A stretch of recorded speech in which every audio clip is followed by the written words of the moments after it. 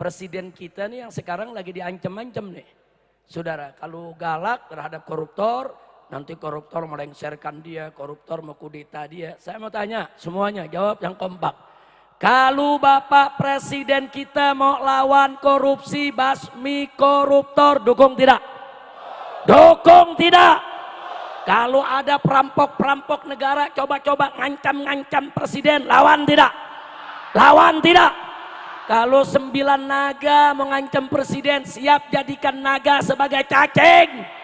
Siap jadikan naga sebagai cacing. Takbir. Angkat tangan semua, takbir. Siap bela ulama. Siap bela habaib. Siap bela presiden. Siap bela negara. Siap bela rakyat. Siap bela Islam. Takbir. Apa kita umat Islam takut sama 9 naga? Apa kita takut sama 9 naga? Maka itu kita sampaikan kepada Bapak Presiden, jangan takut sama oligarki, jangan takut sama 9 naga, jangan takut sama korupsi, jangan takut sama koruptor. Selama Bapak Presiden kita bangkit, berdiri, lawan mereka, kita ulama, habaib, kiai dengan umat siap bela Presiden, hancurkan 9 naga, saudara. Takbir. Takbir, takbir, sallu ala nabi. Jangan takut. Saya sudah sampaikan ke Bapak Presiden Prabowo, saudara, lewat semua orang dekatnya. Jangan takut sama oligarki, jangan takut sama 9 naga. Kita dengan umat Islam bisa menjadikan mereka sebagai cacing-cacing kermi, saudara. Sombongnya naga, pahala lu bomenyan. Guys, tolong dibantu subscribe channel saya ya. Assalamualaikum guys, tolong dibantu subscribe channel saya ya. Assalamualaikum warahmatullahi wabarakatuh.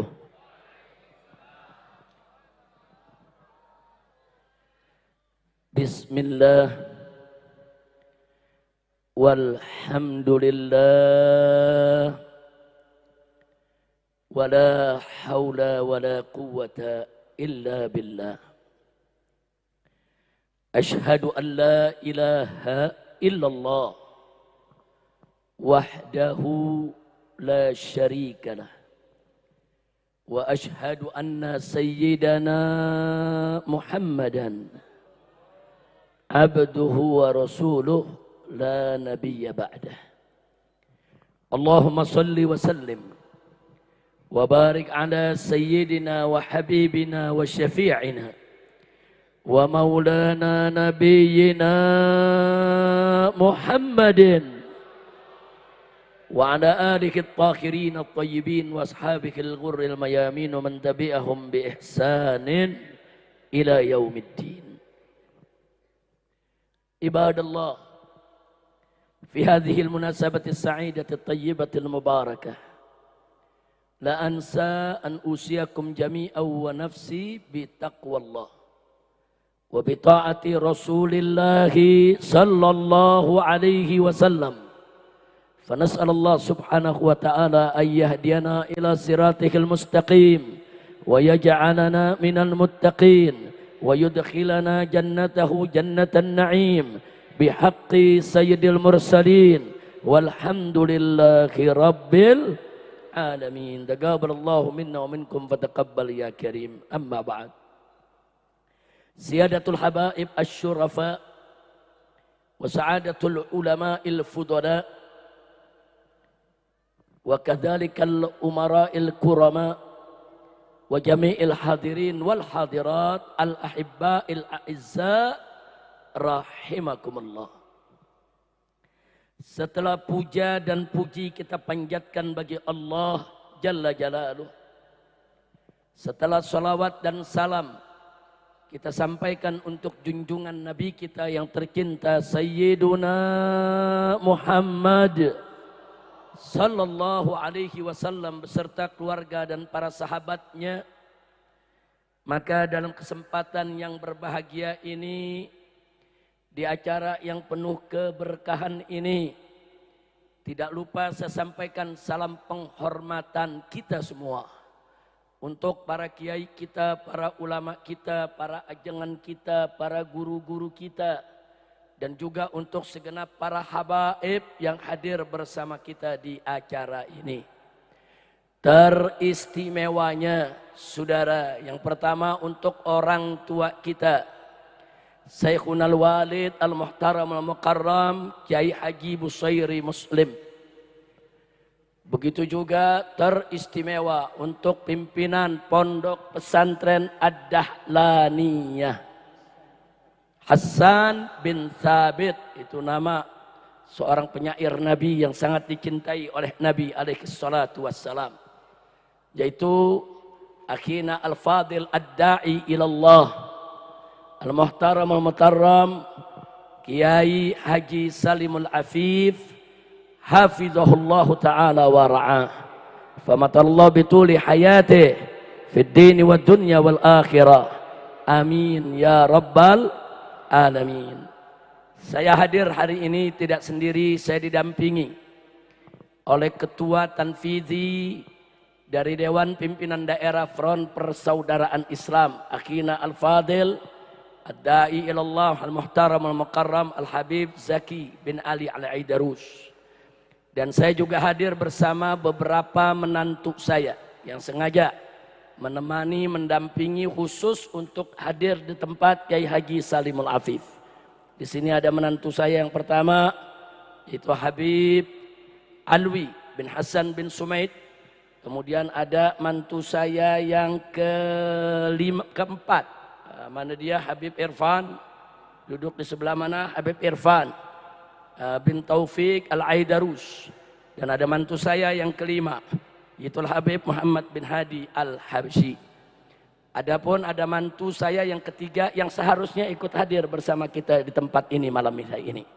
Mestinya ikut hadir dan juga menyampaikan tausiahnya, yaitu Al-Habib Muhammad Hanif bin Abdurrahman Al-Attas. Tapi karena bibinya hari ini meninggal dunia dan dimakamkan, beliau beruzur untuk hadir pada malam hari ini. Beliau menyampaikan maafnya dan sudah disampaikan tadi oleh Kiai Haji Salimul Afif. Mudah-mudahan itu menjadi uzur syar'i dan mudah-mudahan almarhumah diterima oleh Allah Subhanahu wa taala. Amin ya rabbal alamin. Kemudian salam penghormatan ini tentu tidak lupa kita sampaikan kepada seluruh habaib dan kiai para alim ulama yang tidak saya sebutkan satu persatu nama-nama beliau. Karena yang hadir pada malam ini luar biasa di tempat Kiai Haji Salimul Afif. Ini yang hadir habaib sangat banyak, kiai sangat banyak, ajengan sangat banyak. Kalau saya sebutkan namanya satu persatu, nanti 1 jam aja buat mukaddimah itu. Nah, jadi karena banyaknya luar biasa, mohon maaf kepada para ajengan, kiai, ulama. Saya tidak sebutkan satu persatu nama-nama beliau, sama sekali tidak mengurangi takrim kita, takzim kita, ihtiram kita untuk semua para ulama kita. Kita doakan semoga semua para alim ulama, para ajangan, para kiai, para habaib yang malam hari ini hadir bersama kita di tempat ini, dipanjangkan umurnya oleh Allah dalam taat dan ibadah, dalam sehat walafiat, diberikan kemenangan dalam setiap langkah perjuangan dakwahnya, dan dimasukkan ke dalam surga Allah Subhanahu wa taala. Dan semoga kalau pada malam hari ini kita kumpul bersama mereka di pondok pesantren ini, kelak kita dikumpulkan kembali oleh Allah di dalam surganya bersama Nabi kita Sayyiduna Muhammad sallallahu alaihi wasallam. Amin ya rabbal alamin. Kemudian kepada aparatur pemerintah juga tidak lupa kita ucapkan terima kasihnya, baik sipil, TNI maupun Polri, yang telah membantu kelancaran acara ini, membantu ketertiban, membantu keamanan. Mudah-mudahan kerjasama seperti ini akan terus berlanjut untuk li'la kalimatillahi subhanahu wa ta'ala. Amin ya rabbal alamin. Nah, baiklah ya ikhwan, saya tadi sempat berbincang dengan Kiai Haji Salimul Afif. Tadi pagi kebetulan kami bertemu.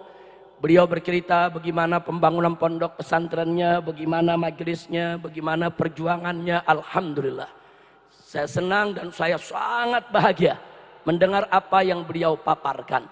Dan salah satunya yang membuat kami bangga, saudara, ternyata pondok pesantren ini sangat ihtimam dengan kitab Ihya Ulumuddin. Jadi yaitu yahtam bikul ihtimam. Nah, sampai-sampai kitab tersebut terus dibaca untuk dikhatamkan. Nanti setelah khatam dibaca lagi dari awal untuk dikhatamkan. Begitulah seterusnya, saudara.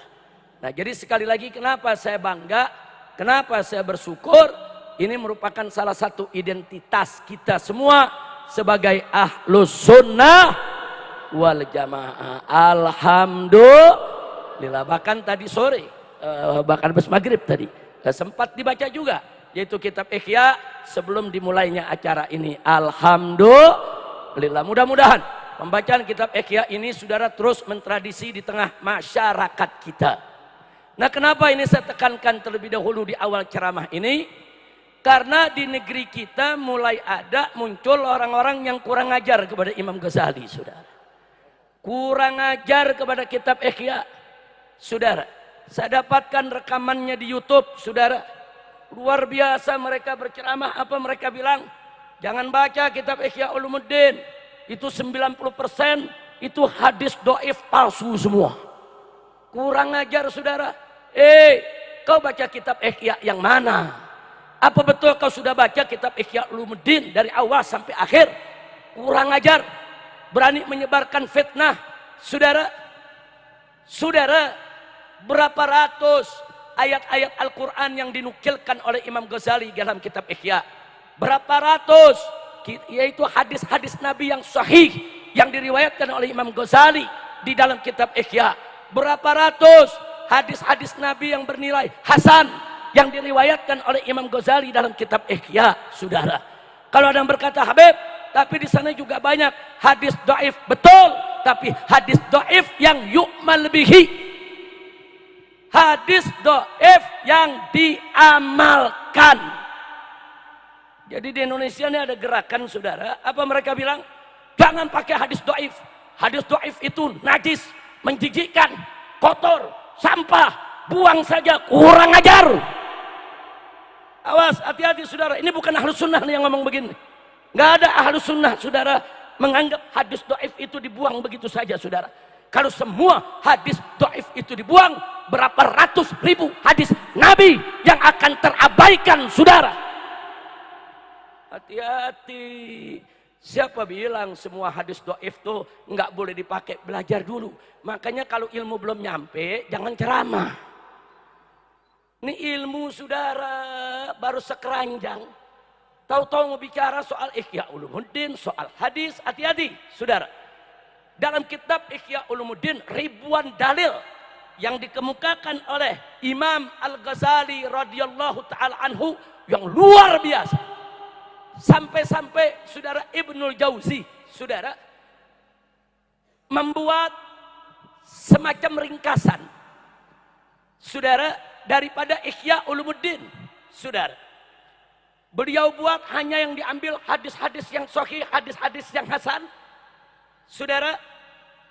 Adapun hadis-hadis yang beliau ragukan, beliau tidak masukkan. Tapi beliau tetap sopan menyampaikannya. Kalaupun di Ihya Ulumuddin ada hadis yang bermasalah, itu bukan dengan sengaja dimasukkan oleh Imam Ghazali.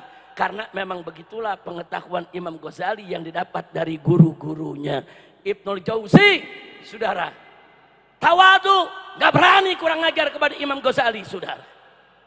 Tahu-tahu yang sekarang baru belajar ilmu hadis lembar dua lembar, saudara. Saya mau kasih tahu Pak Bu ya, belajar ilmu hadis itu, saudara, tidak serta-merta kita bisa jadi seorang mufti untuk berfatwa. Nggak bisa. Orang ulama-ulama hadis hanya menentukan ini hadis sahih atau tidak. Itu aja. Nah, soal hadis itu bisa dipakai buat dalil atau tidak, itu urusan fuqaha, saudara. Kadang-kadang ada hadis sahih, tapi nggak dipakai sama ulama, saudara. Nggak dipakai oleh ulama. Mazhab yang manapun nggak pakai, saudara. Seperti apa? Seperti kalau orang nikah, maharnya baca Quran, saudara. Hadisnya sahih, tapi nggak ada mazhab yang pakai, saudara. Nggak ada ulama yang pakai, saudara. Kalau maharnya mushaf Quran boleh, mazhabnya ta'limul Quran boleh. Ulama mengiyakan itu semua. Tapi kalau maharnya dia cuma baca Al-Ikhlas saja sekali, enggak.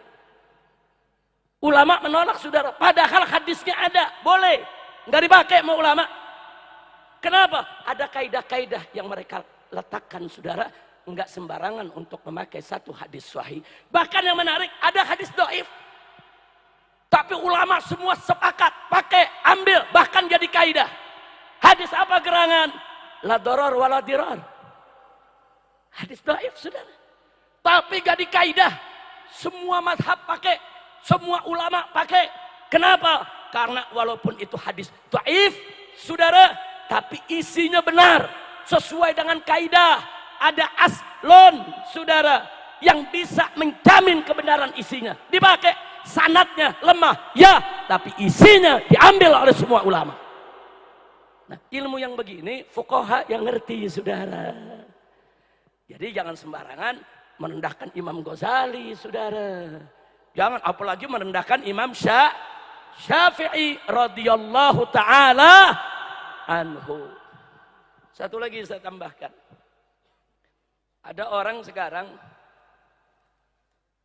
mengatakan ini hadis sahih, berarti ini madhab Syafi'i. Yang itu hadis sahih, berarti itu madhab Syafi'i. Setiap yang dinyatakan sahih langsung dimasukkan jadi madhab Syafi'i. Enaknya, saudara. Tunggu dulu. Alasan mereka apa? Karena Imam Syafi'i berkata, idza sahhal hadis fahuwa madhabi. Jika sahih suatu hadis, maka itu adalah madhabku. Jadi gara-gara Imam Syafi'i bicara seperti itu, langsung saja, saudara, orang-orang yang sok pintar hadis mengatakan ini hadis sahih, maka ini madhab Syafi'i.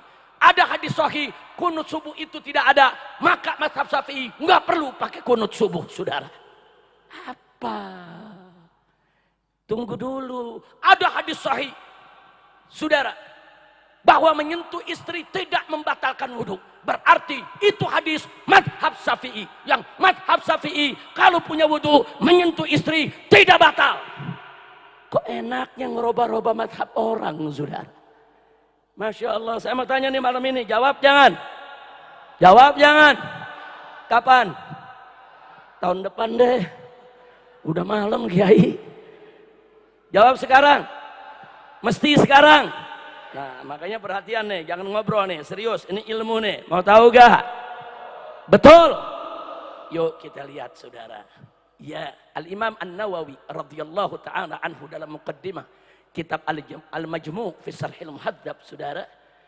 Beliau menjelaskan apa yang dimaksud dengan ucapan Imam Syafi'i, idza sahhal hadis fahuwa madhhabi.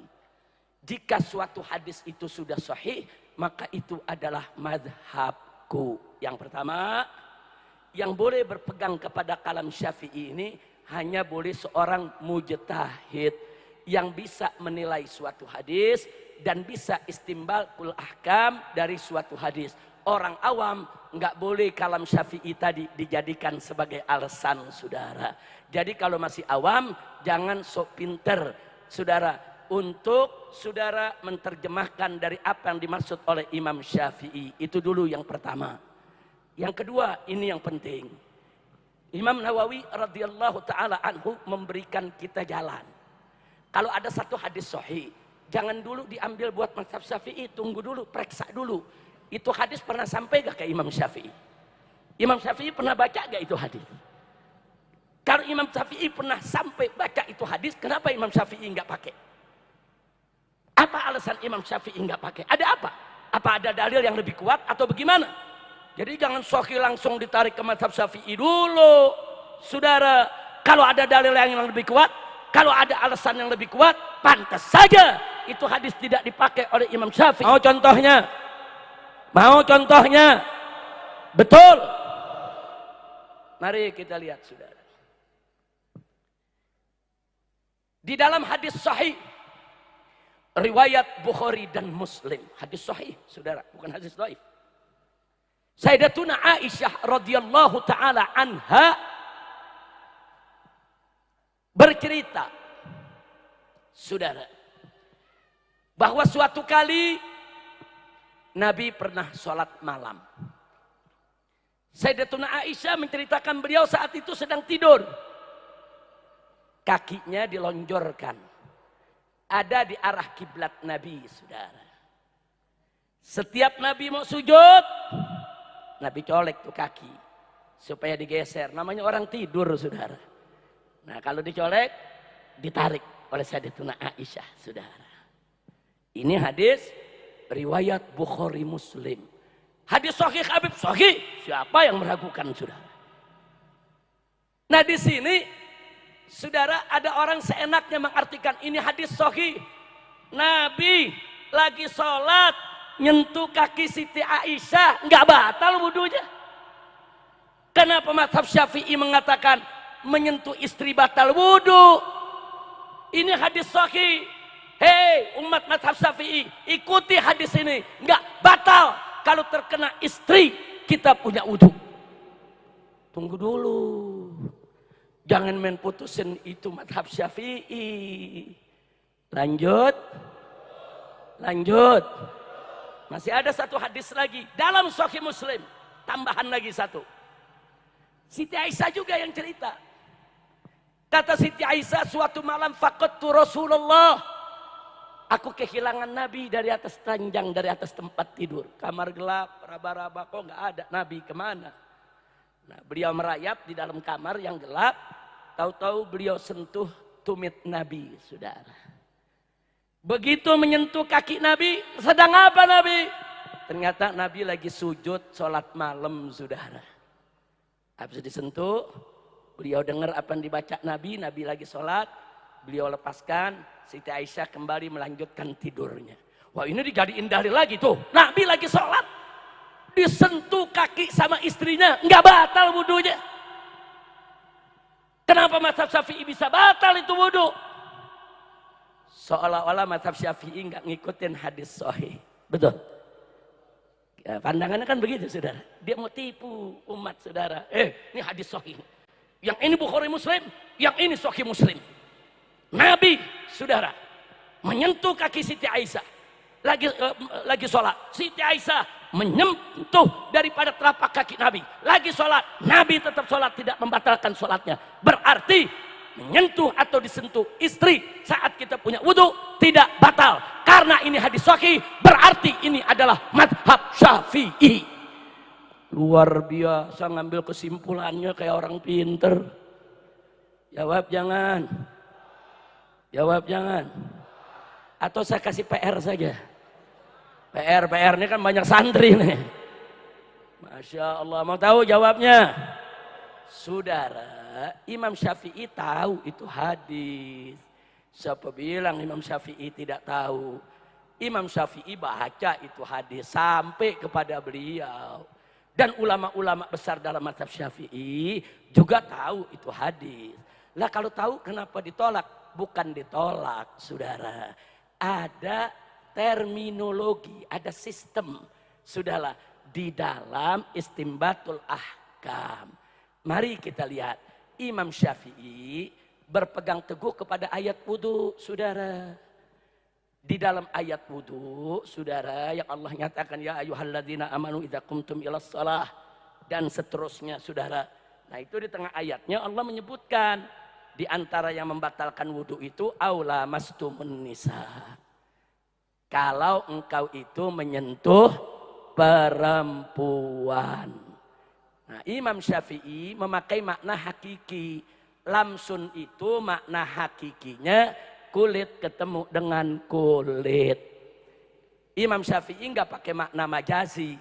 Kalau makna majazinya menyentuh itu bisa diartikan jima, hubungan antara suami istri. Itu yang dipakai mazhab Abu Hanifah, saudara. Imam Abu Hanifah mengartikannya majazi. Menyentuh di situ hubungan intim. Kalau nyentuh biasa nggak batal. Kalau hubungan intim baru batal. Itu menurut Imam Abu Hanifah. Nah, dalam mazhab Syafi'i ada kaidah. Kalau suatu lafaz masih bisa diartikan secara hakiki, nggak boleh dibawa ke majazi, saudara. Kecuali kalau makna hakikinya nggak bisa. Yadullah fauqa aidihim, tangan Allah di atas tangan mereka. Yadullah kalau diartikan hakiki, ini tangan, saudara. Makanya Wahabi bilang Allah punya tangan. Tapi Ahlus Sunnah mengatakan nggak bisa. Kalau dibawa makna hakiki, maka nanti kita melakukan tasbih dan tajsim. Saudara, apa itu tasbih dan tajsim, saudara? Tasbih menyerupakan Allah dengan makhluk, saudara. Tajsim, saudara, menggambarkan Allah dalam bentuk. Itu bagi Ahlus Sunnah wal Jamaah haram. Nggak boleh. Makanya yaudallah fauqa aidihim. Ahlus Sunnah mengartikan dengan majazi. Kekuasaan Allah ada di atas kekuasaan mereka. Boleh pakai majazi. Bahkan wajib kita pakai majazi. Kalau arti hakiki bisa merusak akidah kita. Itulah akidah Ahlus Sunnah wal Jamaah. Begitu juga tadi. Kalau nggak bisa pakai hakiki silakan pakai majazi. Nah masih bisa. Ini masih bisa. Lamastumun nisa, arti hakikinya menyentuh. Ya menyentuh kulit ketemu kulit. Ini namanya menurut Imam Syafi'i, ini artinya sorihul Quran. Ayat Qurannya sorih, jelas. Ayat Qurannya jelas. Menyentuh perempuan batal wudu. Menyentuh, jelas. Lalu bagaimana dengan hadis tadi? Saudara, dua hadis tadi enggak jelas. Itu hadis sahih. Tapi situasinya enggak jelas. Kok enggak jelas? Mas lihat. Di hadis yang pertama disebutkan Nabi nyolek kaki Siti Aisyah. Enggak diceritain dalam hadis. Siti Aisyah pakai selimut apa enggak? Dalam hadis enggak diceritain. Enggak ada. Kalau enggak diceritain berarti muhtamal, saudara. Mungkin pakai selimut, mungkin enggak. Istimbal hukum jangan pakai mungkin. Enggak ada kata mungkin. Yang namanya orang tidur kebanyakan pakai apa? Selimut. Periksa dulu dong. Enggak ada keterangan. Karena tidak ada keterangan, ya itu hadis sahih. Kami percaya itu hadis sahih. Tapi isinya enggak jelas. Pakai selimut apa enggak pakai selimut? Sedangkan ayat Al-Qur'annya jelas. Saudara, aulamastumun nisa, kau sentuh perempuan. Jadi Imam Syafi'i enggak mau dong. Masa yang jelas dikalahin sama yang enggak jelas? Masa Sharihul Quran dikalahkan dengan khabarul ahad yang masih perlu penjelasan, saudara? Kira-kira jelas tidak? Lalu bagaimana hadis yang kedua? Kan Siti Aisyah pegang kaki Nabi, periksa dulu. Dulu Nabi sering pakai khuf, saudara. Kalau Nabi musafir, pakai khufnya 3 hari 3 malam. Kalau Nabi enggak musafir, apalagi di musim dingin, Nabi pakai khuf sehari semalam, saudara. Apa itu khuf? Sepatu kulit yang enggak tembus air, saudara. Yang menutup seluruh lapisan jari kita dari ujung jari sampai menutup telapak kaki, saudara. Yang memang khuf itu bisa dipergunakan untuk berpergian, untuk jalan, saudara. Nah, di hadis itu nggak jelas juga. Ini kejadian musim panas apa musim dingin. Ini kejadiannya Nabi pakai khuf apa nggak pakai khuf. Kalau Nabi pakai khuf disentuh, yang nggak ada masalah, saudara. Kalau bilang enggak, Nabi nggak pakai khuf. Dari mana yang bilang nggak pakai khuf? Mana hadisnya? Siapa yang riwayatkan? Nggak ada. Kira-kira jelas gak? Jelas gak? Nah, jadi tahu kan, jadi bukan Imam Syafi'i nolak hadis sahih, bukan. Hadis sahihnya masih harus dikoreksi. Kalau diartikan hadis sahih tadi, terbuka selimutnya, tidak pakai khuf, bertentangan dengan ayat Quran tadi, saudara, aulamastumun nisa. Imam Syafi'i mempertahankan, ini sharihul ayat, pertahankan. Makanya itu ditolak hadis tadi. Makanya tadi saya katakan, kadang-kadang hadisnya sahih, tapi nggak dipakai jadi dalil karena ada dalil lain yang lebih kuat. Kira-kira jelas tidak? Jelas tidak? Maka enak-enakan ngomong idza sahal hadis fahuwa mazhabi, kata Imam Syafi'i. Jadi kalau hadis sudah sahih itu pasti jadi mazhab Syafi'i. Tunggu dulu. Ente belajar hadis dulu dan belajar juga kaidah usulnya, kaidah fikihnya. Pelajari juga pendapat fuqaha. Nggak main enak-enakan. Semua pendapat yang dianggap hadis sahih, semua dijejelin jadi mazhab Syafi'i. Kurang ajar. Kira-kira jelas gak? Paham? Nah, saya pikir cukup saya berikan contoh itu saja, saudara. Kalau saya mau berikan contoh, banyak sekali, saudara. Hadis-hadis yang sahih, tapi nggak dipakai sama ulama, saudara. Ada ulama, saudara, seperti Abu Hanifah, walaupun hadis sahih, kalau perawinya melakukan bertentangan dengan riwayatnya, nggak dipakai sama Abu Hanifah, saudara. Hadisnya nggak dipakai. Seperti apa? Sayyidatuna Aisyah, saudara, meriwayatkan hadis yang bunyinya, saudara, di mana beliau katakan tidak ada nikah, saudara, la nikah bila wali. Tidak ada nikah tanpa wali. Ini mazhab Syafi'i pakai, saudara. Nggak sah nikah tanpa wali. Tapi di mazhab Abu Hanifah nggak dipakai. Alasannya apa? Karena mazhab Hanafi punya prinsip, kalau perawinya melakukan bertentangan dengan yang diriwayatkan, hadisnya ditolak oleh Abu Hanifah. Dalam soal tadi, Sayyidatuna Aisyah yang meriwayatkan, ternyata Sayyidatuna Aisyah pernah mengawinkan anaknya tanpa kehadiran mengawinkan keponakannya tanpa kehadiran walinya, saudara. Jadi menurut Abu Hanifah, nah ini yang meriwayatkan nggak pakai wali dinikahin, itu keponakannya. Berarti apa? Berarti ini hadis bukan wajib, nggak mutlak. Ini mungkin sunnahnya. Makanya dalam mazhab Abu Hanifah wali itu sunnah, nggak wajib, saudara. Tapi dalam mazhab Syafi'i wali wajib, rukun nikah, nggak boleh kita abaikan. Kira-kira jelas gak? Nah, yang saya mau sampaikan, kalau Abu Hanifah melakukan itu jangan dituduh Abu Hanifah melawan hadis. Bukan. Ada kaidah. Kira-kira jelas tidak? Kayak tadi, Imam Syafi'i juga punya kaidah. Kalau ada hadis sahih tapi berlawanan dengan ayat Quran, hadisnya tidak sahih, maka harus tunduk kepada Quran. Kalau ada hadis yang zahirnya bertentangan dengan ayat Quran, maka harus berusaha untuk dijamak bainal adillah, saudara. Bagaimana caranya? Salah satunya ditakwilkan supaya seiring sejalan. Karena nggak mungkin ayat Quran dengan ayat Quran bertentangan.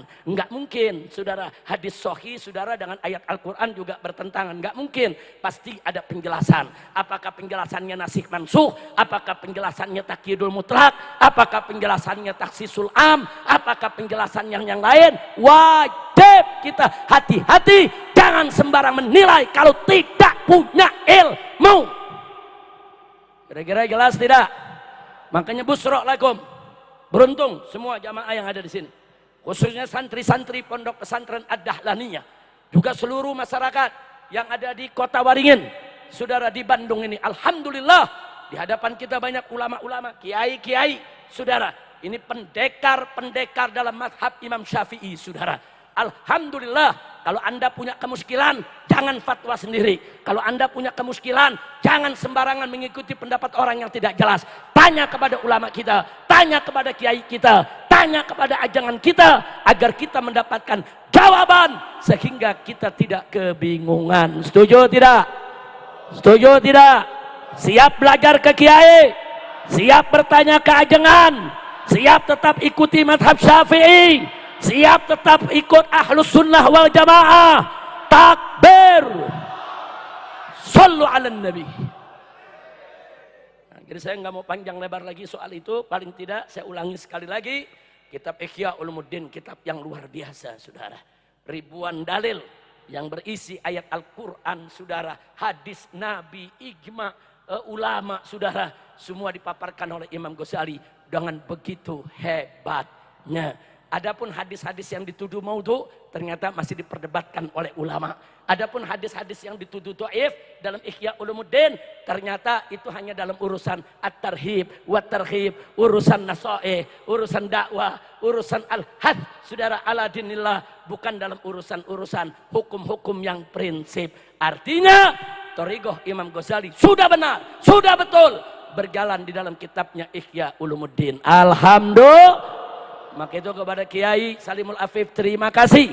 Beliau ikut mentradisikan, memasyarakatkan supaya kita semua cinta kepada Ihya Ulumuddin. Jangan dengerin, saudara, dai-dai dari Wahabi yang seenaknya menghina Imam Ghazali, menghina Ihya Ulumuddin, seolah-olah mereka itu ahli dalam soal hadis. Padahal ilmu mereka tidak seberapa, tapi mereka sudah kurang ngajar untuk bisa merendahkan ulama-ulama besar sekali berimam Ghazali. Na'udzubillah min dzalik. Nah, maka itu saya mau tanya sekali lagi, Kiai Salimul Afif buka Ihya Ulumuddin, bagus tidak? Senang tidak? Lanjutkan tidak? Takbir, sallu ala nabi. Nah, maka itu ya ikhwan, ikuti apa yang Allah arahkan kita. Orang awam, santri, jangan berfatwa. Belajar dulu, dalemin dulu ilmu. Belum waktunya berfatwa. Tugas kita apa? Allah kasih tahu dalam Al-Quran. Saudara, fas'alu ahla dzikri in kuntum la ta'lamun. Tanya kepada ahlu dzikir. Tanya kepada ahlul Quran, ahlus sunnah, ulama, fuqaha. Tanya jika engkau tidak mengetahui. Tugas kita nanya. Bukan tugas kita berijtihad. Nanya kepada orang yang tahu. Insya Allah. Nah kemudian peran ulama enggak sembarangan saudara. Ulama itu dimuliakan Allah. Allah nyatakan dalam Al-Quranul Karim. Faqala ta'ala. Innama yakhshallaha min ibadihil ulama. Sesungguhnya hamba-hamba Allah yang takut kepada Allah itu adalah ulama. Allah yang menyatakan saudara. Ulama yang istiqamah. Ulama ahlus sunnah wal jamaah. Yang ilmu dan amalnya sejalan. Yang istiqamah, yang ilmunya luas, yang berakhlakul karimah. Saudara, mereka adalah hamba-hamba Allah yang dipuji oleh Allah. Hamba-hamba Allah yang takut kepada Allah. Kalau Allah memuji mereka, ya kita wajib juga dong memuji mereka ya ikhwan. Pujilah hamba-hamba Allah yang dipuji oleh Allah. Seperti para nabi, para rasul, para solihin. Dan termasuk para ulama. Enggak sampai di situ. Allah tinggikan kedudukan ulama. Faqala ta'ala yarfa'illahu alladhina amanu minkum walladhina utul ilma darajat. Allah yang nyatakan dalam Al-Quran saudara. Allah yang menjanjikan dan menjamin. Janji dan jaminan saudara. Apa janji dan jaminannya saudara? Bahwa Allah meninggikan kedudukan orang-orang yang beriman. Dan yang memiliki ilmu daripada kamu sekalian. Ulama yang beriman Allah tinggikan kedudukannya. Darajat. Beberapa derajat Allah tinggikan mereka, saudara. Nah, Allah maha tinggi. Meninggikan para ulama. Allah maha mulia. Memuliakan para ulama. Allah maha agung. Mengagungkan para ulama. Tahu-tahu ada orang biasa mau hina-hina ulama. Kurang ajar gak? Kurang ajar gak? Aing bledok sia. Kurang ajar. Siapa yang mau kurang ajar kepada ulama saudara? Jangan. Allah maha tinggi, Allah maha mulia. Allah yang meninggikan ulama, memuliakan ulama, mengagungkan ulama. Dan kita wajib memuliakan yang dimuliakan oleh Allah, meninggikan yang ditinggikan oleh Allah, menyintai yang dicintai oleh Allah. Wajib. Apalagi Nabi mengatakan dalam hadisnya, al-ulama warasatul anbiya. Ulama adalah pewaris para nabi. Ya, para rasul, para nabi sudah kembali kepada Allah. Tapi jangan lupa, di sekitar kita ada pewaris-pewarisnya yang hidup bersama kita, saudara. Mereka adalah ulama. Jadi peran mereka, fungsi mereka, tugas mereka melanjutkan fungsi, peran, dan tugas yang pernah dilakukan oleh para nabi, saudara. Jadi jangan kurang ajar kepada ulama. Jangan kurang ajar kepada kiai. Jangan kurang ajar kepada ajengan. Mereka yang istiqamah di jalan Allah, mereka adalah aulia Allah, wali-wali Allah yang disayang oleh Allah. Kalau coba kita kurang ajar kepada mereka, Allah akan hancurkan hidup kita, saudara. Maka itu saya mau tanya ini semua, siap ikut ulama? Jawab yang kompak, siap cinta ulama, siap ikut ulama, siap bela ulama, siap ambil ilmu ulama, siap belajar kepada ulama, siap jaga ulama. Takbir. Sallu ala nabi. Nah, jadi itu yang pertama. Satu, Nabi meninggalkan kepada kita pewarisnya. Siapa? Siapa? Siapa yang memuliakan ulama? Siapa yang mengistimewakan ulama? Siapa yang meninggikan ulama? Takbir. Satu, saya ingatkan dulu, jangan kurang ajar kepada ulama, saudara. Sekarang kedua yang Nabi tinggalin, saudara. Nabi katakan dalam hadisnya sebelum beliau wafat, saudara. Taraktu fikumut tsaqalain.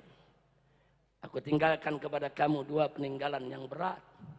Yang kalau kamu pegang kuat, itu semua kamu selamat. Kamu selamat. Semua kamu akan bertemu denganku di telagaku nanti. Apa itu gerangan yang pertama? Kitabullah, Al-Quran. Wajib Al-Quran kita jadikan sebagai imam kita, saudara. Nabi mengatakan dalam hadis yang lain, man ja'alal Qur'ana amamah qadahu ilal jannah, wa man ja'alahu wara'a dhahri saqahu ilan nar. Barang siapa yang menjadikan Al-Quran di depan dia sebagai imam, sebagai petunjuk, sebagai pedoman, saudara, dia tunduk kepada apa yang ada di dalam Al-Quranul Karim, dia amalkan tuntunan Al-Quranul Karim, qadahu ilal jannah, Al-Quran akan menuntun dia masuk ke dalam surga. Amin ya rabbal. Tapi sebaliknya kata Nabi, wa man ja'alahu wara'a dhahri, barang siapa yang menjadikan Al-Quran di belakang tulang punggungnya, dia amalkan Al-Quran, dia nggak mau jadikan Al-Quran sebagai imam, pedoman, petunjuk, saudara, bahkan dia lawan itu hukum Al-Quran, dia nggak redho dengan ketentuan Al-Quran yang seperti ini, hati-hati, saqahu ilan nar, mereka akan masuk ke dalam neraka. Na'udzubillah min dalik. Makanya Al-Quran jangan dilepas. Dan ingat, manusia yang paling paham isi kandungan Al-Quran adalah Rasulullah Sallallahu Alaihi Wasallam. Makanya Nabi, Allah katakan kepada Nabi, kenapa tuh Al-Quran diturunkan? Litubayyina linnasi ma nuzzila. Untuk kau jelaskan kepada umat manusia itu ya Muhammad, apa yang diturunkan kepada mereka. Maka itu, kalau berpegang teguh kepada Al-Quran, otomatis wajib berpegang teguh kepada sunnah Nabi kita Muhammad Sallallahu Alaihi Wasallam. Kira-kira jelas tidak? Jelas tidak? Nah yang kedua, saudara, kata Nabi, taraktu fikum tsaqalain, dua peninggalan aku tinggalkan. Kitabullah yang pertama, nggak bisa dipisah sama sunnah, saudara. Yang kedua adalah, saudara, itrati ahli baiti, keturunanku yang merupakan ahlul baitku. Ini hadis sahih, saudara. Bahkan Sayyidina Abu Bakar Siddiq radhiyallahu ta'ala anhu, sebagaimana diriwayatkan oleh Al-Imam Al-Bukhari dalam kitab sahihnya, mengatakan kepada kita semua, urqubu Muhammadan fi ahli baiti. Jagalah kehormatan nabimu dengan menjaga kehormatan keluarganya. Ini Nabi yang pesan, saudara. Tahu-tahu sekarang ada yang mau hina-hina keturunan Nabi. Tahu-tahu ada yang merendahkan keturunan Nabi. Iye. Ente ye-nya yang kompak dong. Kurang kompak. Kurang panjang. Dulu, nih intermezzo dulu nih sebentar nih. Waktu saya masih kecil, masih umur 9-10 tahun, itu kalau lagi ribut nih sama teman sepantar, terus saya diledek, itu sakit hatinya sampai ke dalam, sampai gede nggak lupa tuh digituin tuh. Jadi makin panjang, makin sakit ke dalam hati. Paham? Paham? Tahu-tahu ada yang menyela-nyela nasab turunan Nabi. Begal nasab ngaku turunan Nabi. Kacau tidak? Kacau tidak? Ada seniman dangdut mengatakan, saya hakul yakin nasab Ba'alwi itu sudah batal. Lu hidup lu digendang, kapan belajar nasab? Kacau tidak? Kacau tidak? Kacau tidak? Hati-hati saudara, jangan main-main soal nasab. Ada dua hadis yang saya mau sampaikan. Yang pertama, man intasaba ila ghairi abi fahuwa mal'un. Barang siapa yang menisbahkan dirinya kepada selain ayahnya, dia nggak mau bernasab kepada ayahnya, dia sengaja buat nasab palsu kepada orang lain, ngaku-ngaku turunan orang lain. Dia bukan Ba'alwi, ngaku Ba'alwi. Dia bukan Habaib, ngaku Habaib. Dia bukan turunan Nabi, ngaku turunan Nabi. Dia bukan turunan Kiai, ngaku turunan Kiai. Dia bukan turunan Wali Songo, ngaku turunan Wali Songo. Man tasaba ila ghairi abi. Barang siapa yang menisbahkan dirinya bukan ke nasabnya saudara, bukan ke ayahnya, apa kata Nabi? Fahuwa mal'un, maka dia dilaknat. Na'udzubillah min. Mau dilaknat oleh Allah? Mau dilaknat oleh Allah? Para ba'alwi saudara, kakek-kakek kami, ulama-ulama besar, aulia saudara, terus mau difitnah nasab mereka palsu semua, kurang ajar. Udah gitu yang memfitnah nasabnya sendiri nggak jelas. Kacau. Kacau tidak? Kacau tidak? Ntar bin Sarmat, ntar bin Utsman. Lu bagaimana nasab lu? Astaghfirullahaladzim, astaghfirullahaladzim, astaghfirullahaladzim min kulli dzambin azim. Saya mau tanya, kacau tidak? Kacau tidak? Ada pakar ikan nila ngaku ahli nasab. Ngilu, udah ngeri udah. Kacau tidak? Kacau tidak? Nah inilah saudara, ini zaman penuh fitnah. Maka itu saya ingin ajak semua saudara. Ini yang namanya ulama, saudara. Ulama itu pewaris Nabi, saudara. Sedangkan itrah Nabi, ahlul bait Nabi, para habaib itu keturunan Nabi. Ini dua-duanya peninggalan Nabi yang sangat mulia, harus kita jaga. Jangan mau kita diadu domba. Betul? Betul? Dulu-dulu sebelum begal nasab ada, kita aman-aman aja, betul? Kiai sama habaib akur, kiai sama habaib nyatu, kiai sama habaib peluk-pelukan. Bahkan banyak yang bebesan. Banyak bebesan, saudara. Berapa banyak kiai-kiai di Jawa Barat mantunya para habaib, saudara. Betul? Betul? Berapa banyak kiai di Jawa Barat punya mantu habaib, saudara? Bukan dikit, udah berkeluarga. Ada lagi yang kurang ajar, begal nasab ceramah. Silakan buka di video, saudara. Buka di YouTube, apa mereka bilang? Hei umat Islam Indonesia, hati-hati. Ba'alwi itu penjajah. Mereka datang seperti orang Israel datang ke Palestina. Datang, saudara, kemudian mereka pura-pura baik. Nah, begitu mereka sudah diterima oleh bangsa Palestina, kemudian mereka ingin menjajah Palestina dan merebut negara Palestina.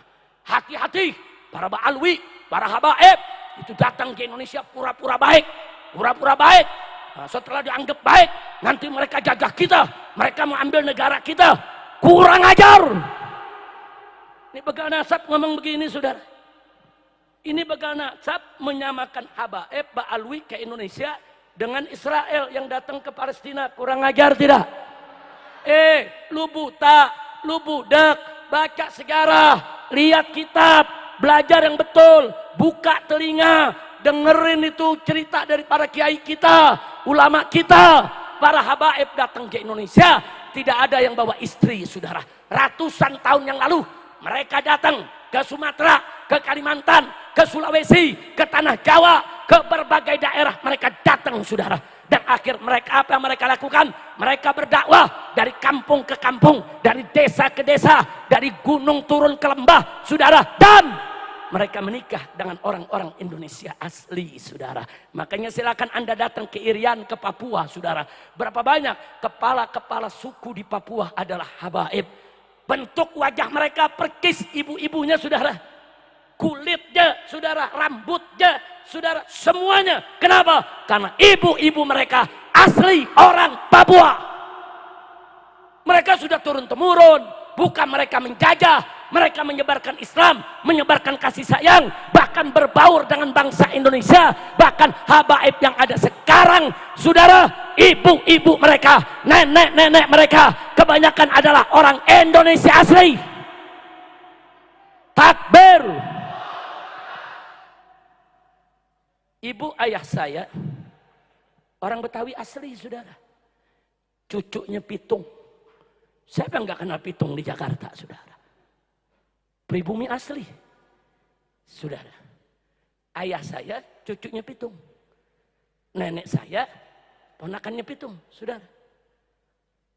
Orang Indonesia asli, nenek saya dari ibu, saudara, orang Cicahem, Bandung, saudara. Perkis rumah saya punya keluarga di depan terminal Cicahem. Ini terminal yang 20 tahun yang lalu nih. Tahu sekarang masih ada apa enggak tuh terminal? Masih ada. Saya punya keluarga, saudara. Ibu daripada saudara, nenek saya dari ibu asli orang Sunda. Kok enak-enakan sekarang? Habib orang Yaman, Habib orang asing, pendatang, bukan pribumi, usir saja. Begal nasab pada ngancem, Habib harus disembelih satu persatu. Iya. Pakai ngancem mau sembelih Habib, iya. Habib takut. Kacau tidak? Kacau tidak? Udah gitu pakai ngancem. Kami akan bentuk laskar pasukan berani mati untuk sweeping Ba'alwi di Indonesia. Wow.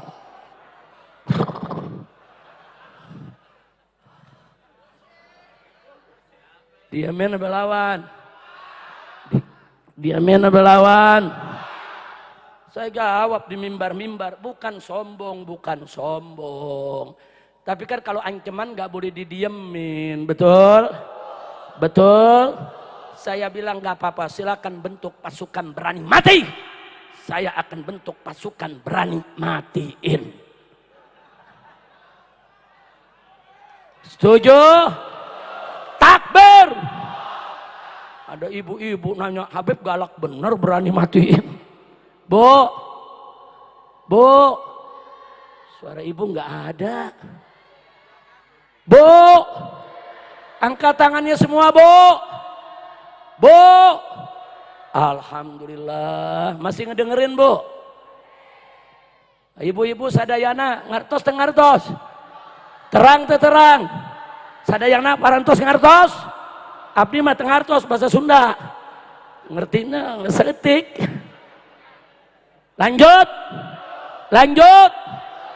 Saudara, kenapa mesti dibuat pasukan berani matiin? Karena kesian dong. Pasukan berani mati, nggak ada yang matiin, kan kesian. Betul. Jadi setuju saya bikin pasukan berani matiin? Takbir, setuju tidak? Siap ikut Habib? Siap ikut Kiai? Siap ikut ajengan? Takbir. Sallu ala Nabi. Tapi alhamdulillah saudara, sebelum saya lanjutkan, alhamdulillah. Ada kabar rahasia dibongkar oleh Syekhuna Al-Muhtaram Al-Mukarram, Syekhuna Al-Walid, Kiai Haji Miftahul Akhyar. Beliau dulu Ketua Umum Majelis Ulama Indonesia. Dan beliau pernah jadi Rais Am, yaitu PB Nahdlatul Ulama. Beliau ulama besar di Indonesia. Beliau tinggal di Jawa Timur, saudara. Dalam satu sambutan beliau sampaikan, ini ribut-ribut soal nasab, ini ada bohirnya. Orang Sunda tahu bohir gak? Bandar. Calo. Nah, tahu calo? Tahu bandar? Nah, jadi Kiai Miftah mengatakan, ini urusan nasab nih gaduh ribut, ini ada bohirnya. Terus beliau bilang, saya tanya, kata beliau, kepada Kapolda Jawa Timur. Pak Kapolda ini kenapa sih ribut-ribut soal nasab kok begini? Ini kan bahaya kalau dibiarkan. Ini bisa mecah belah bangsa ini. Ini membahayakan keutuhan NKRI. Apa kata Kiai Miftah? Dijawab oleh Kapolda. Kapolda bilang, ya maklumlah Kiai, itu kan mainannya jenderal-jenderal Jakarta. Paham? Nah sekarang saya mau tanya nih semua nih orang Bandung, mau dimainin jenderal? Maka itu saya mau tanya, siap bersatu? Siap bersaudara? Siap berjuang bersama? Takbir! Ya memang yang begini mainan jenderal. Di Jakarta ada jenderal tua. Jenderal tua, kumisnya panjang ke bawah. Tahu jenderal tua? Tahu? Lu jangan sebut namanya, ditangkap loh. Saudara, ini jenderal tua terang-terangan kok ada rekaman di video dia bilang, saudara, Arab itu kan pendatang. Habib itu cuma bisanya bikin rusuh. Dia benci Arab, dia benci Habib. Dia pengen adu domba kita semua. Kurang ajar tidak? Saya mau tanya sekarang, ini yang korupsi triliunan Habib bukan? Jawab Bang Ombak, Habib bukan. Yang bikin pagar laut, Habib bukan. Habib bukan. Yang nyogok kanan kiri, Habib bukan. Yang ngerampok uang rakyat, Habib bukan. Lah kok Habib yang dimusuhin? Yeay. Kacau tidak? Kacau tidak? Jangan mau diadu domba. Maka itu yuk kita lihat nih sekarang nih. Ada Habibnya, ada kiai, ada ulama. Alhamdulillah. Nah karena itu saya nggak mau berpanjang lebar soal nasab saudara. Waktu soal anak nasab ini heboh saudara. Saya punya menantu menghadap saya Habib Hanif. Beliau sampaikan, Abah ini bagaimana Pak? Ini sekarang nih Pak Alwi diserang habis-habisan, difitnah begini dan begitu. Saya bilang, selama dia lempar fitnah dengan ucapan, jawab dengan ucapan. Kalau mereka pakai dalil, jawab dengan dalil. Kalau mereka bikin risalah, jawab pakai risalah. Kalau mereka nantang debat, datang.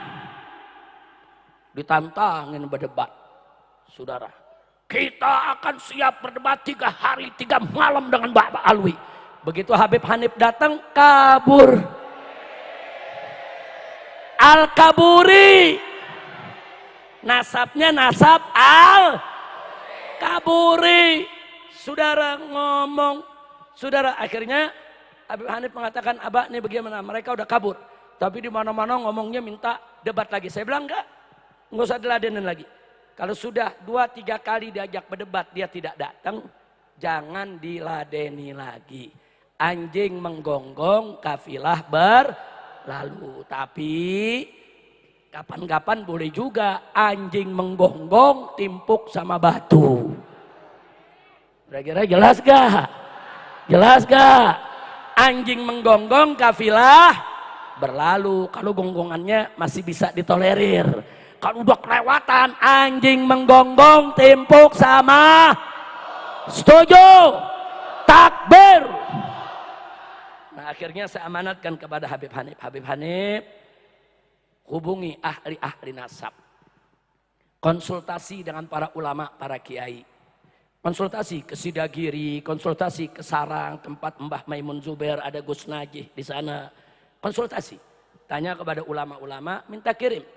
Orang-orang yang ahli, baik ahli dalam urusan nasab, ahli dalam urusan DNA, ahli dalam bidang sejarah, ahli dalam berbagai macam data. Dikumpulkanlah, jadilah tim pengawal persatuan umat. Akhirnya mereka bekerja berbulan-bulan saudara. Berhasil mereka tuliskan, jangan judul, keabsahan nasab Ba'alwi, membongkar penyimpangan pembatalnya. Ini semua lengkap. Nah kitab ini juga bisa hadir salah satunya atas dorongan saudara ajengan Kiai Mukhtar dari Pondok Pesantren An-Nizam di Sukabumi saudara. Nah, saya ketemu dengan beliau di pondoknya, beliau bilang, Habib kami para kiai ini resah. Cinta kami kepada habaib, kepada keluarga Nabi udah gak usah ditanya. Bukan Habib saja yang marah, kami nih kiai marah. Marah Beb, ini Pak Alwi dihina begini marah. Tapi kami juga mesti mengakui keterbatasan kami. Selama ini pondok pesantren kami nggak ngajarin soal nasab. Dan kami nggak menguasai ilmu nasab. Tolonglah Habib, kumpulkan orang-orang yang ahli, buat buku supaya bisa jadi pegangan kita. Ini hasilnya saudara. Alhamdulillah, ini semua kiai kita berikan. Guru kita, Buya, Busairi, Muslim saudara dari tadi dari awal saya datang udah lihat nih kitab. Saya bilang gak usah khawatir kiai. Semua kiai-kiai akan dibagikan gratis. Insya Allah. Nah jadi kalau ada kiai-kiai pimpinan pondok pesantren yang belum dapat, nanti hubungin Habib Zaki. Ketua FPI Jawa Barat. Kita masih banyak stopnya di Jakarta. Nanti akan kita kirim. Bagikan untuk kiai. Nah untuk kiai kita bagikan. Untuk para santri bagaimana? Para santri nanti bisa dikirimin PDF-nya saja. Nah jadi bisa cetak sendiri, bisa buka di komputer. Insya Allah ini bukunya beberapa kiai sudah kita bagikan ya ikhwan. Dan ini ada sambutan Kiai Haji Sukron Makmun. Ada sambutan saudara juga dari Sarang. Ada sambutan juga dari Kiai Abdullah Mukhtar, saudara, yang di Sukabumi. Jadi termasuk dari UAS, Ustadz Abdus Somad, saudara, semua membaca dan memberikan sambutannya. Ini untuk mempersatukan umat, merajut kembali, jangan sampai kita diadu domba. Kenapa ini penting, saudara? Maaf, jangankan orang awam, saudara, sekelas kiai aja ada yang terpengaruh, saudara. Jangankan orang awam, sekelas kiai, saudara, masih mau ngundang para begal nasab untuk ceramah di tempat mereka. Sedih kita, saudara. Begal-begal nasab yang ngadu domba umat, yang ngadu domba kiai, yang ngadu domba ba'alwi, jangan dikasih panggung, jangan dikasih ruang, jangan dikasih kesempatan untuk mengadu domba umat Islam, saudara. Kira-kira jelas tidak? Jelas tidak? Umat sedang bersatu, umat sedang aman, damai, nyaman. Kenapa harus mengundang yang ingin memecah belah umat? Itu saya sesalkan, saudara. Tapi nggak apa-apa, kitab ini tetap akan kita kirim ke semua kiai, saudara.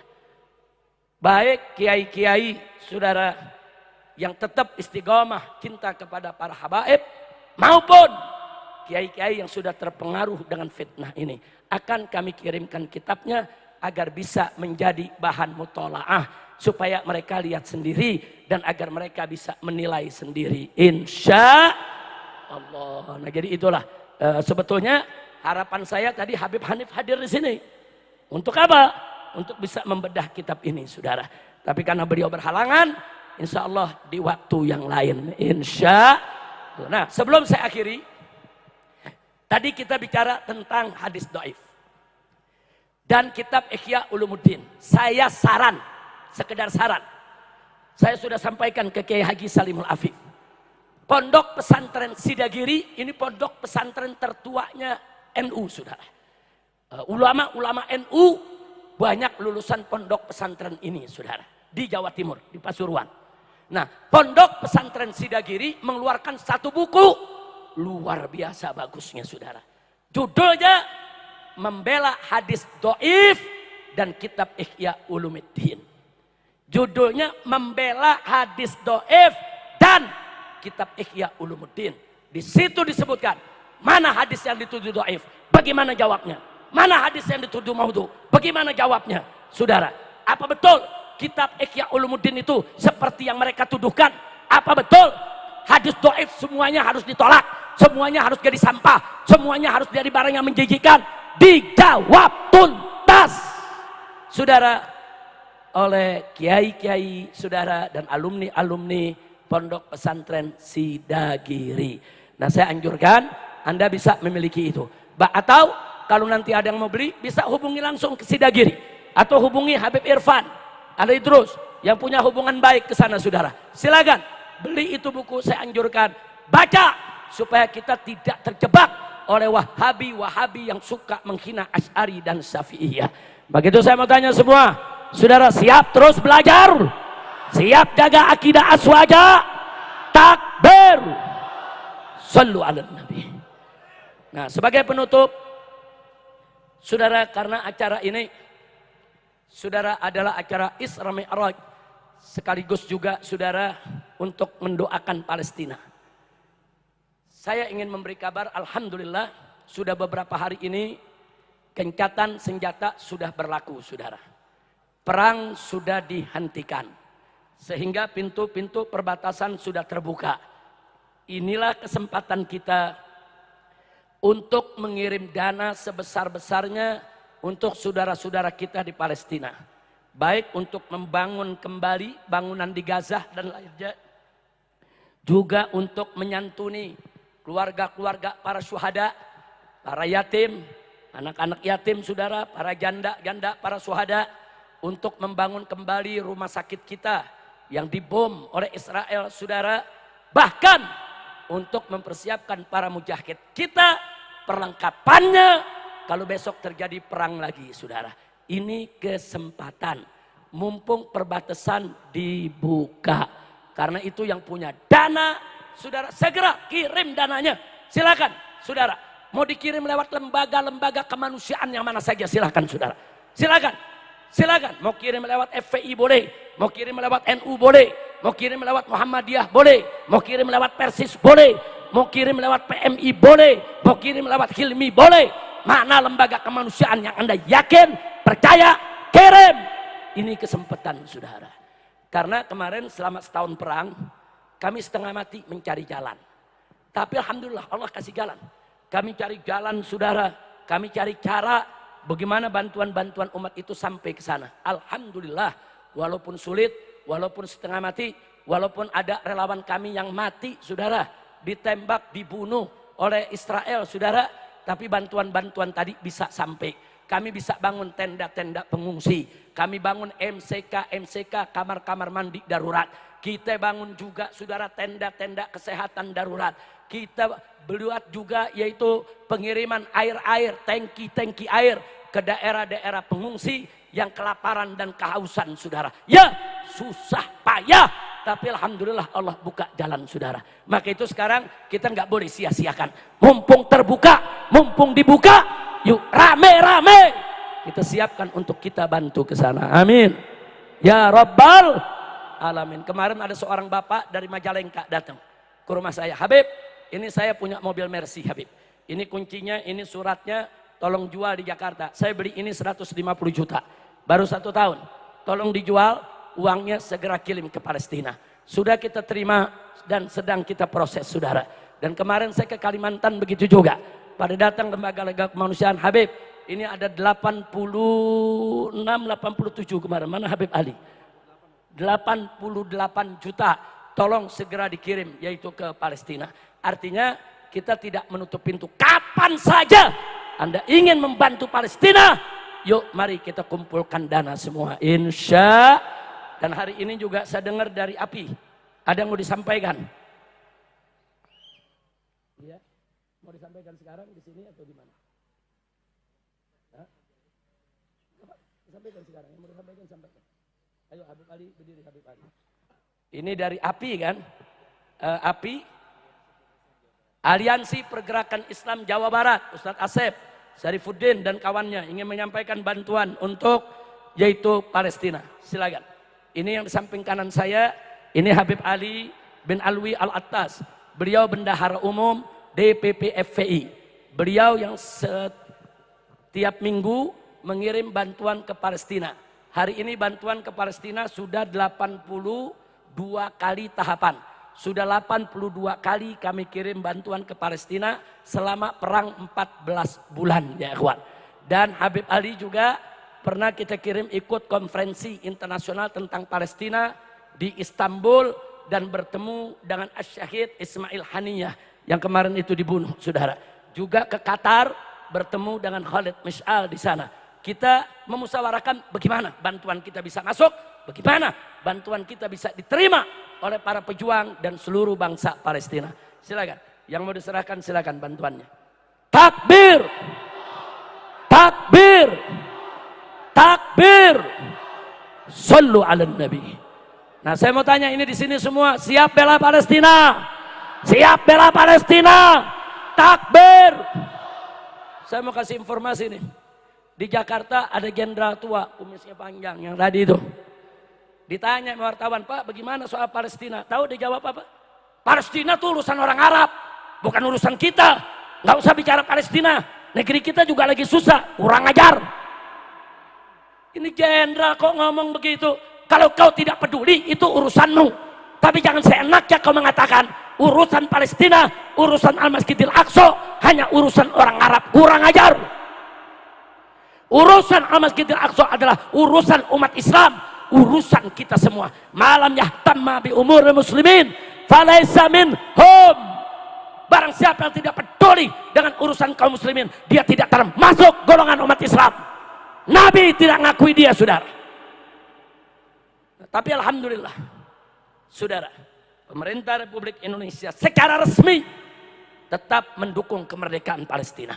Bahkan Bapak Presiden Prabowo waktu pidato di Kairo, Mesir, saudara, menyatakan dengan tegas bahwa Indonesia akan tetap berjuang memerdekakan Palestina, saudara.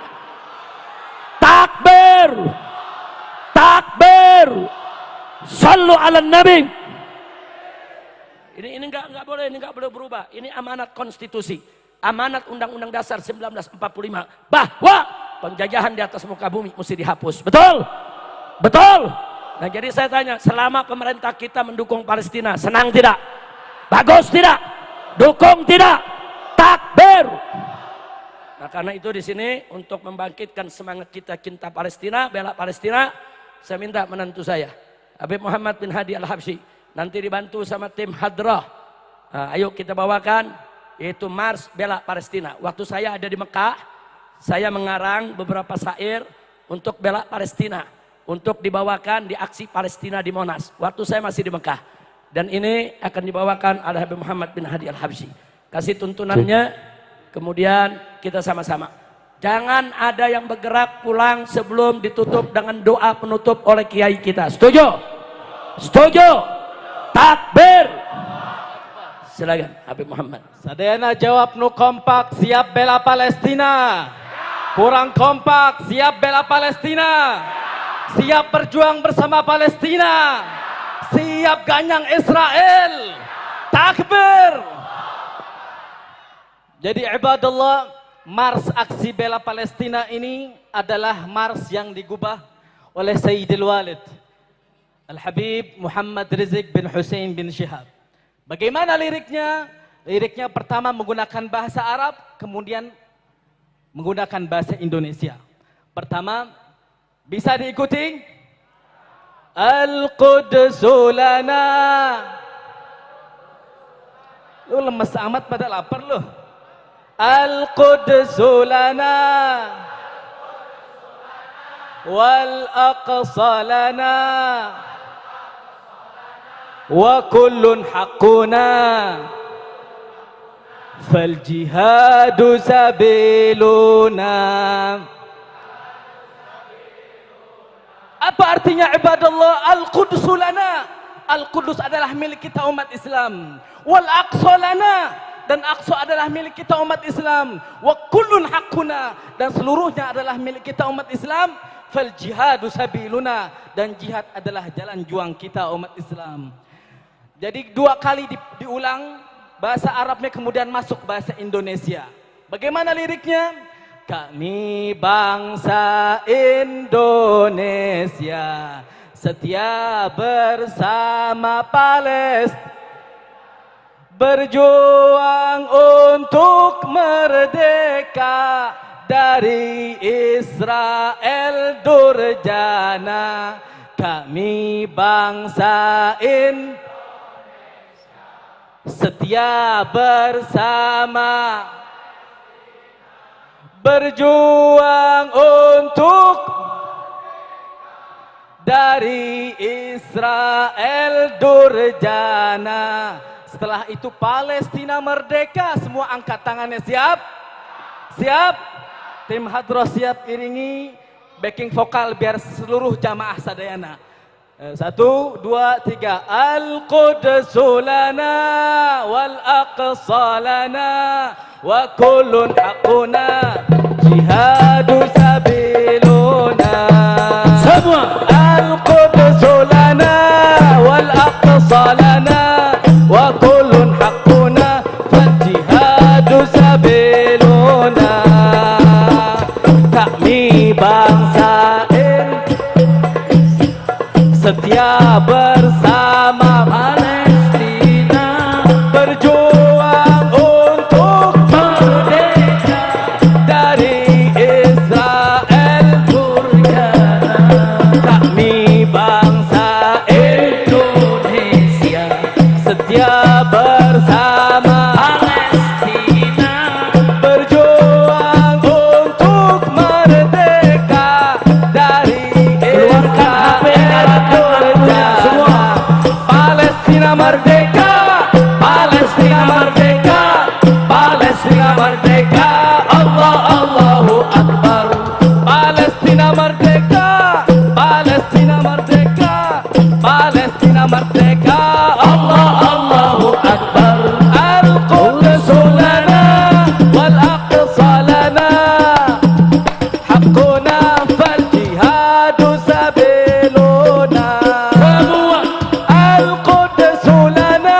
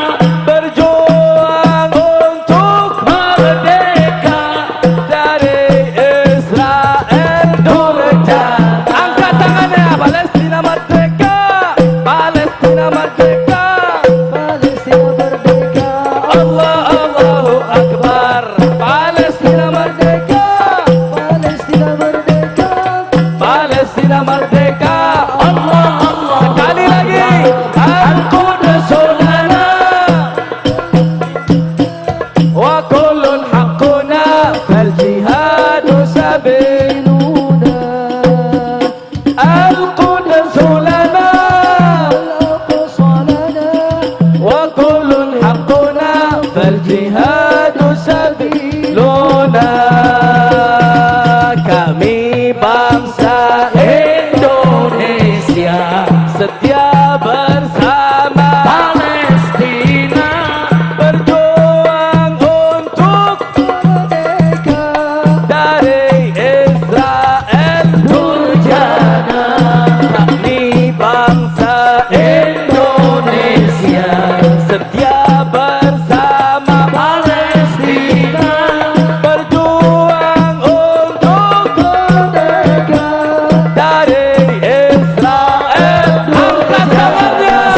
Palestina merdeka, Palestina merdeka, Palestina merdeka, Allah Allahu Akbar. Palestina merdeka, Palestina merdeka, Palestina merdeka, Allah Allahu Akbar. Takbir. Sallu ala Nabi. Allahumma salli wa sallim alaihi wa ala alihi. Mudah-mudahan insyaallah Palestina sebentar lagi merdeka. Al-Masjidil Aqsa akan kembali ke pangkuan umat Islam.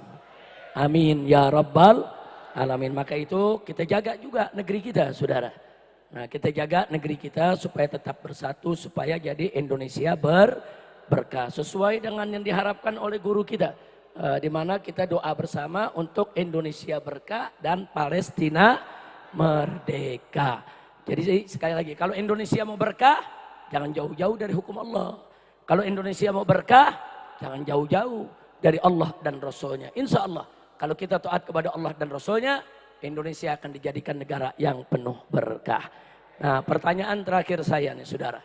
Sekarang ini lagi rame di kita punya negeri ini, para koruptor lagi ribut, saudara, para penjahat-penjahat negara lagi ribut. Nah, kemudian yang gak sedapnya nih, presiden kita nih yang sekarang lagi diancam-ancam nih.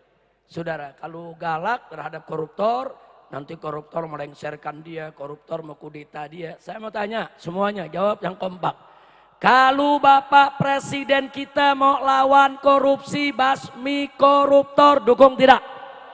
Dukung tidak? Kalau ada perampok-perampok negara coba-coba ngancam-ngancam presiden, lawan tidak? Lawan tidak? Kalau 9 naga mengancam presiden, siap jadikan naga sebagai cacing. Siap jadikan naga sebagai cacing. Takbir. Angkat tangan semua, takbir. Siap bela ulama. Siap bela habaib. Siap bela presiden. Siap bela negara. Siap bela rakyat. Siap bela Islam. Takbir. Apa kita umat Islam takut sama 9 naga? Apa kita takut sama 9 naga?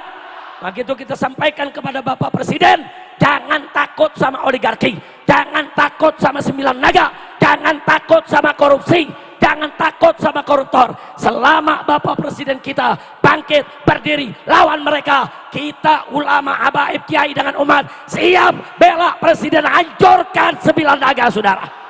Takbir. Takbir, takbir, sallu ala Nabi. Jangan takut. Saya sudah sampaikan ke Bapak Presiden Prabowo, saudara, lewat semua orang dekatnya. Jangan takut sama oligarki, jangan takut sama 9 naga. Kita dengan umat Islam bisa menjadikan mereka sebagai cacing-cacing kermi, saudara. Sombongnya naga, pahala lu bomenyan. Dipikir ulama habaib takut kali, takut gak? Takut gak? Sebelum Indonesia lahir, sebelum Indonesia ada, sebelum Indonesia ini berdiri, saudara, dulu para kiai, para santri, para habaib, baris berbaris, gotong royong, merdekakan negeri ini dari kalangan penjajah. Betul, betul, takbir. Kok tahu sekarang takut 9 naga, saudara? Jangan. Lu nya pendek loh, yang panjang. Yang panjang. Berani lawan 9 naga. Siap jadikan naga sebagai cacing. Takbir. Nah, saya mau kasih kabar gembira. Mau dengar kabar gembira? Umat di mana-mana, saya dengar dari Sabang sampai Merauke di tiap majelis taklim, tablik akbar, banyak yang baca sholawat asghilidz zalimin bidzalimin. Betul? Betul? Diterima sama Allah ya kawan. Kita minta asghilidz zalimin bidzalimin. Ya Allah, bikin sibuk orang zalim dengan orang zalim. Sekarang tahu yang terjadi, orang zalim dan zalim lagi pada ribut ya kawan. Alhamdulillah. Alhamdulillah. Maling memaling pada main tangkep-tangkepan. Yang ditangkep maling, yang nangkep maling juga. Alhamdulillah. Alhamdulillah. Saya ditanya sama jamaah, Habib, ini lagi ribut-ribut politik begini, Habib nggak ngikut. Tunggu dulu. Kalau buaya sama buaya lagi berantem, jangan dipisahin. Buaya sama buaya lagi berantem, kita gelar tikar, taruh kopi, kita tonton. Setuju? Setuju? Setuju? Saya udah bilang di atas mimbar, udah lama saya sampaikan ke umat, adu domba hukumnya haram. Adu domba haram, nggak boleh. Adu manusia, apalagi saudara. Adu setan. Lalu bingung kan jawabnya kan? Saudara, adu domba haram. Saudara, adu manusia lebih haram. Adu setan, biar dia berantem. Alhamdulillah. Sekarang kan kita lihat main buka-bukaan borok, betul? Main lapor-laporan ke KPK, betul? Yang kemarin nangkepin ulama tuh, yang kemarin nangkepin ulama, nangkepin habaib, bikin malu ulama, fitnah habaib. Sekarang dirinya lagi dibongkar, saudara. Dibongkar korupsinya, dibongkar nepotisnya, dibongkar rahasia keluarganya. Betul? Betul? Alhamdulillah. Allah maha adil tidak? Saya tanya semua, siapa yang maha besar? Siapa yang maha kuasa? Siapa yang maha perkasa? Siapa yang maha adil? Siapa yang maha agung? Takbir. Sallu ala nabi. Nah, kita tonton lagi dulu, saudara. Jangan khawatir. Saudara, Allah nyatakan, wala tahsabanallahu ghafilan amma ya'malud zalimun. Jangan kau pikir Allah lalai dari perbuatannya orang-orang yang zalim. Enggak, Allah enggak lalai. Yang zalim bakal dibalas sama Allah, saudara. Nah, karena itu kita fokus saja ngaji, kita fokus saja sholawatan. Ini kita punya kiai, ini pendekar sholawat, saudara. Alhamdulillah. Beliau menyebarluaskan sholawat ke seantero Indonesia. Saudara, teruskan. Jangan peduli dengan mereka-mereka yang hasut. Jangan peduli mereka-mereka yang iri dan dengki. Jangan peduli mereka-mereka yang memfitnah majelis ini, saudara. Teruskan majelis sholawatnya. Teruskan majelis taklimnya. Insya Allah, saudara, Kiai Haji Salimul Afif. Begitu juga guru kita, orang tua kita, Syekhun Al-Walid, Kiai Haji Busairi Muslim. Dan lain-lain kiainya. Senantiasa diberikan kemenangan oleh Allah subhanahu wa ta'ala. Amin ya Rabbal alamin. Nah, jadi sekali lagi nih, saya mau tanya nih sebelum saya tutup nih semua, siap dukung kalau presiden mau lawan koruptor, siap dukung tidak? Siap dukung tidak? Siap dukung tidak? Nah, ini penting presiden perang lawan korupsi. Kenapa? Udah parah ya kawan. Ini udah parah. Dulu zaman Pak Harto korupsi di kolong meja, saudara. Ada korupsi zaman Pak Harto, bukan nggak ada, tapi korupsinya di kolong meja, masih punya malu ya kawan. Begitu kita reformasi 98, korupsinya naik ke atas meja. Naik pangkat, malunya mulai hilang. Betul? Betul? Di zaman presiden yang kemarin tuh, tahu? Korupsinya, mega-meganya dibawa lari. Parah tidak? Parah tidak? Nah, jadi kalau Presiden Prabowo sekarang melawan semua korupsi, basmi semua korupsi, setuju tidak? Takbir. Sallu ala nabi. Nah, itu saja yang saya mau sampaikan, saudara. Jangan ada yang bergerak sebelum ditutup oleh Kiai Haji Salimul Afif dan sebelum ditutup doa penutup oleh para kiai kita. Insya Allah, ini penutup doa ini penting. Ibaratnya, saudara, doa ini iketan dari acara kita. Ini berkatnya di doa. Kita udah sholawatan, udah ngaji, udah dengar ceramah, udah macam-macam, saudara. Nah, supaya tidak terurai di mana-mana, kita punya berkat ini diikat dengan doa, saudara.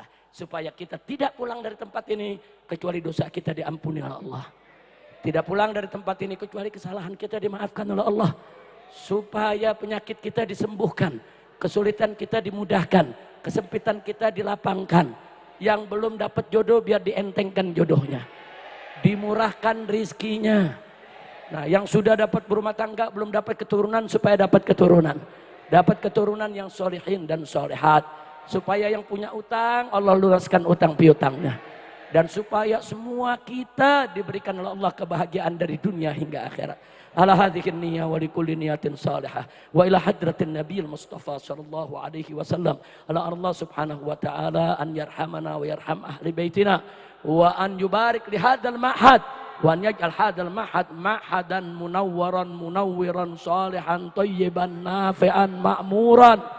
Wa ila hadratin nabi sayyidina Muhammadin sallallahu alaihi.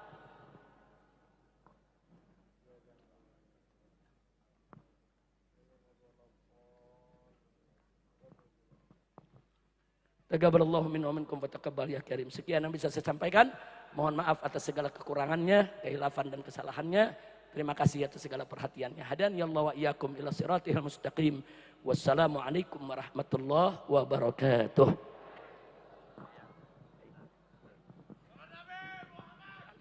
Assalamualaikum guys. Tolong dibantu subscribe channel saya ya. Assalamualaikum guys. Tolong dibantu subscribe channel saya ya.